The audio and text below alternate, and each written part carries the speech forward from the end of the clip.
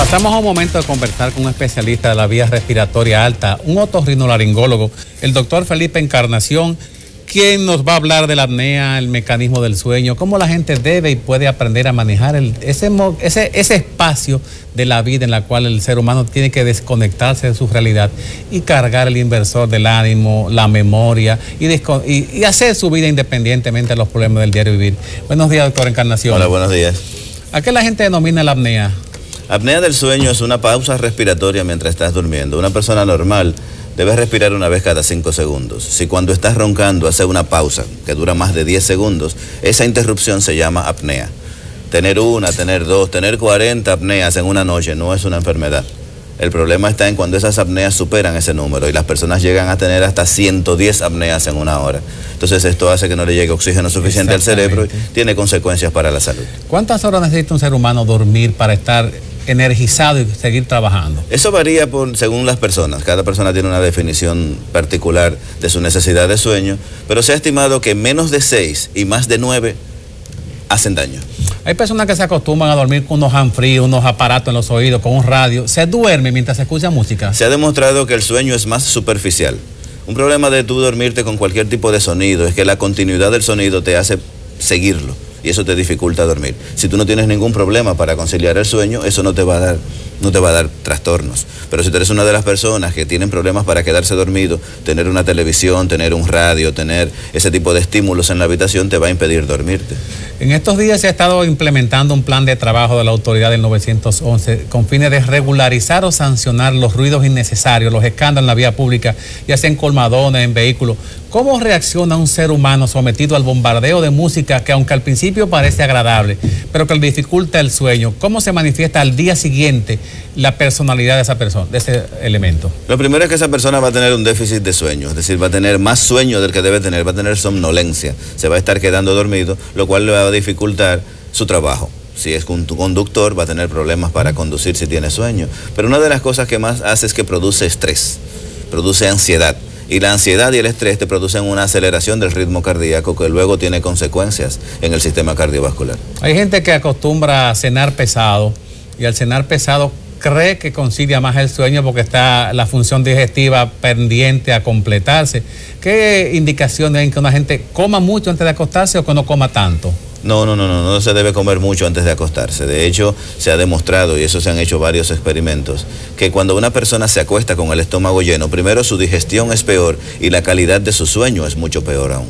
Doctor Encarnación, ¿qué motiva la presencia del paciente en la sala de consulta con respecto al sueño? ¿Qué es el principal problema que está pendiente de solución? El principal problema del sueño es el insomnio, es el déficit de sueño. Vivimos en una sociedad moderna en la que la industrialización ha hecho que el tiempo dedicado a dormir se haya reducido. De hecho, inclusive hay una campaña en la que el sueño se ve mal. Una persona que duerme mucho se considera vaga, se considera haragana y se ha dejado de ver el sueño como una necesidad fisiológica y algunos lo ven inclusive como un capricho. La segunda necesidad más importante de la gente en cuanto al sueño es el exceso de sueño. En un momento tener poco sueño, en otro momento tener demasiado, porque si tienes somnolencia no puedes desarrollar tu vida. Si te estás durmiendo no puedes desarrollar tu vida. Hay gente que maneja el ciclo del sueño como si fuese un reloj despertador y sabe a qué hora se tiene que despertar, a qué hora se tiene que acostar.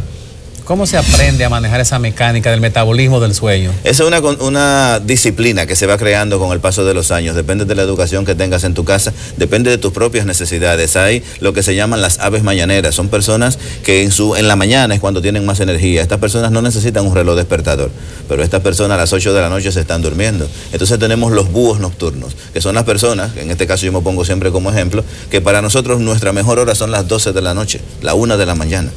Entonces en esa hora es su hora más productiva y la identificación de tu patrón particular de actividad te ayuda a seleccionar inclusive tu carrera.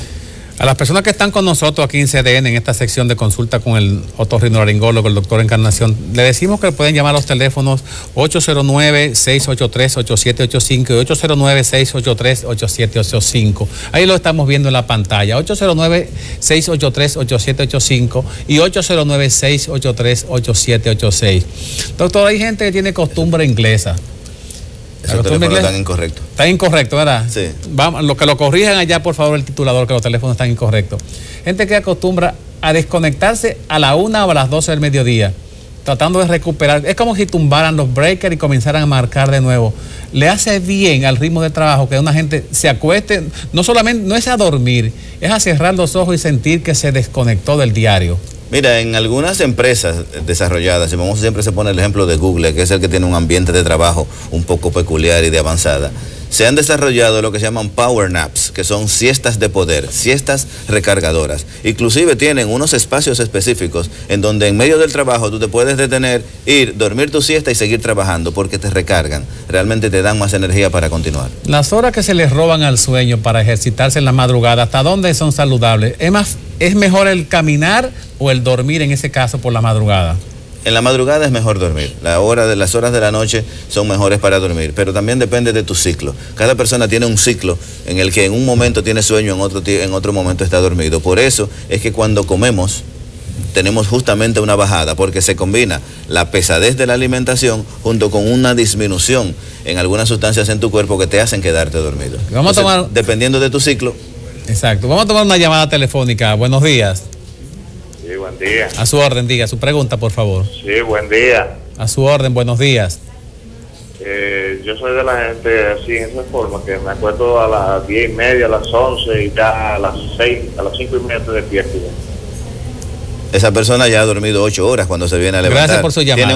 Tiene un ritmo muy bueno, muy adecuado a la sociedad actual. El problema está cuando una persona está fuera de ese ritmo. Y es lo que le está pasando a los adolescentes, que se van a la cama muy tarde y se quedan conectados con el teléfono, con el iPhone, con la computadora, retrasan la hora de dormirse, pero la hora de levantarse no ha cambiado.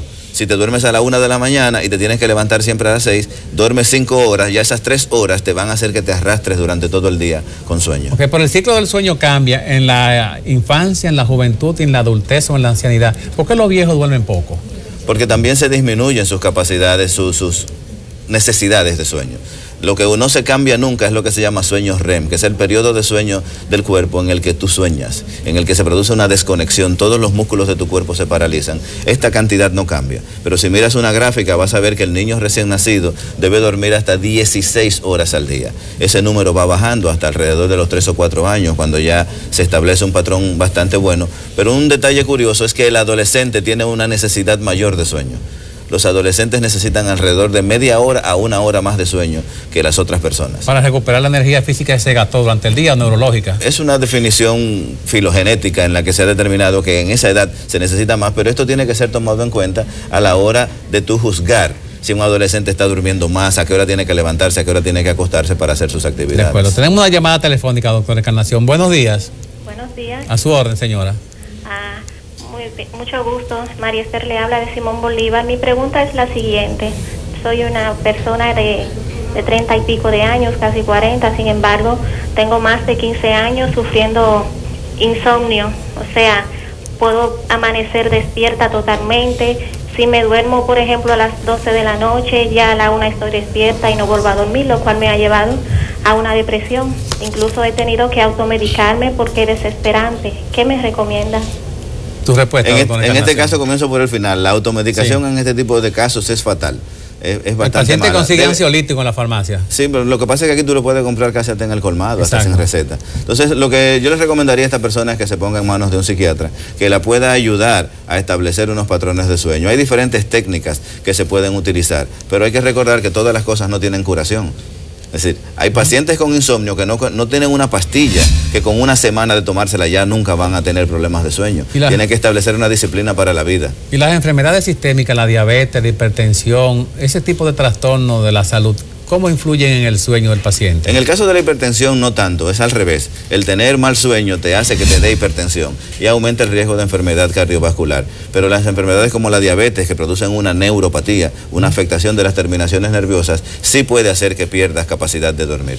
El momento de antes de acostarse o en el momento que se acuesta una persona, sea hombre o mujer, y comienzan entonces esas manifestaciones de poner temas antes de dormir que intranquilizan y dejan que la memoria, el subconsciente siga trabajando y trastornan el sueño. ¿Hasta dónde es aconsejable que eso se posponga para otro momento? Mira, para tú poderte quedar dormido tienes que desconectarte, tienes que soltar el mundo, que es una de las razones por la que muchas personas no se pueden quedar dormidas, porque se quieren ir a la cama y quieren seguir controlando el mundo. Tienes que desconectarte y todas las emociones que tengas en los momentos justos antes de quedarte dormido te van a afectar la calidad del sueño. Vamos a hablar de los celulares y el sueño un momentito. La próxima llamada, buenos días. No escuchamos, Sí, tiene que apagar su televisor o bajar el volumen, por favor. Buenos días. Sí, buen día. Diga. Yo tengo una pregunta. Mi esposa ronca mucho. ¿Cuál sería la mejor forma? ¿Dormir con almohada o sin almohada para roncar menos? Ok, gracias por su llamada. La posición cuando la gente se acuesta hace en algunos casos disparar el gatillo de la ronquera porque se distiende esa mucosa que hay arriba en la boca o en la parte inicial del tracto digestivo. O en ese caso, ¿qué usted le recomienda a esa persona? Depende del tamaño de la almohada. Cómo se acueste y cómo la posición que tenga. Las personas que roncan deberían tratar de dormir de lado. Cuando te acuestas boca arriba, la lengua se cae para atrás y todas las estructuras por gravedad se caen y te cierran la vía respiratoria. Esta estrechez es la que te produce que ronques. Entonces se les recomienda dormir de lado. Esa es una estrechez fisiológica, pero cuando la estrechez de la vía nasal alta, la nariz, por crecimiento, por vegetaciones, por pólipo, por obstrucción, por sinusitis, ¿cómo resolver entonces una cosa y la otra? Hay que ponerle tratamiento. Si tiene una sinusitis, si tiene cualquier causa inflamatoria de la vía respiratoria superior, hay que ponerle tratamiento. Y eso se maneja con esteroides, inclusive con cirugía. Hay diferentes técnicas que se pueden utilizar. Lo que la gente tiene que comprender es que roncar por sí solo no es una enfermedad, es el signo de una enfermedad que puede estar subyacente. Y en este caso, una visita al otorrinolaringólogo le ayudará a identificar si hay cosas que se puedan corregir. Lamentablemente, la mayoría de los pacientes, y digo lamentablemente y te explico por qué, lamentablemente la mayoría de los pacientes que roncan no se pueden operar. Y te digo por qué, porque no hay estructuras de su garganta que podamos modificar de una manera aceptable para quitarle el ronquido para siempre. Okay. Entonces estos pacientes tienen que ir a otra vía de tratamiento, que es a través del uso de máquinas de respiración, que le ayudan a evitar que se le cierre la vía respiratoria cuando están durmiendo. Cuando uno de los dos miembros de la pareja se mueve mucho en la cama, da mucha vuelta en la noche, que le quita el sueño al otro, entonces, ¿cómo organizar esa relación para que sea fructífero para los dos? Hay que identificar cuál sería la causa de ese movimiento. Hay enfermedades del movimiento durante el sueño. Hay personas que tienen una cosa que se llama síndrome de movimiento periódico de las piernas, en las que tienen contracciones de los músculos de las piernas. Gente que se sueña que está corriendo. Sí, también, ese es otro tipo de alteración de sueño. Y entonces estas personas al moverse hacen que la pareja se despierte. Pero en el paciente que tiene trastornos respiratorios, esos movimientos son mayores. Entonces hay que hacer un estudio del sueño para identificar por qué se mueve tanto. Pero si al final no hay una solución por esa vía, entonces las camas separadas es una solución. Las camas separadas es una solución. Las camas separadas es una solución. Separarse para mantenerse juntos. De acuerdo, muchas gracias. Próxima llamada, buenos días. Sí, buenos días. A su orden, señora. Sí, quería preguntarle al doctor. Ahora hay muchas compañías que están trabajando las 24/7. Tengo una hija que trabaja de noche, entra a las 9, sale a las 6:30 de la mañana, se pasa el día entero durmiendo. Le noto que está bien delgada. ¿Qué usted me recomienda? ¿Qué me dice? ¿Cuántas horas debe ella de dormir en el día? Si no le hace daño a su salud, Gracias, señora, por su llamada. A largo plazo los turnos rotatorios están acabando con las personas. De 24 horas, compañía telefónica, de sí, servicio. pero no porque trabajan 24 horas, sino porque trabajan 8 horas cuando deberían estar durmiendo. Si eso se mantiene de manera fija, es decir, personas que yo tengo un primo que tuvo 20 años trabajando de noche. Él sencillamente había invertido su día completo y para él no era un gran problema. Como si fueran los inspectores de casino. Exacto, pero el problema está en los que lo tienen que hacer de manera rotatoria. Hoy duermo de noche, mañana duermo de día, el otro día duermo de tarde. Lo conveniente sería 3 días de corrido con ese horario, 3 días desconectado de ese compromiso laboral. Exactamente, tiene que haber una rotación de estos turnos que permitan que esa persona pueda tener un descanso. Y eso no lo saben los encargados de recursos humanos, las empresas. Sí, pero le dan poca importancia. Realmente las empresas no le han dado la importancia que tiene el sueño.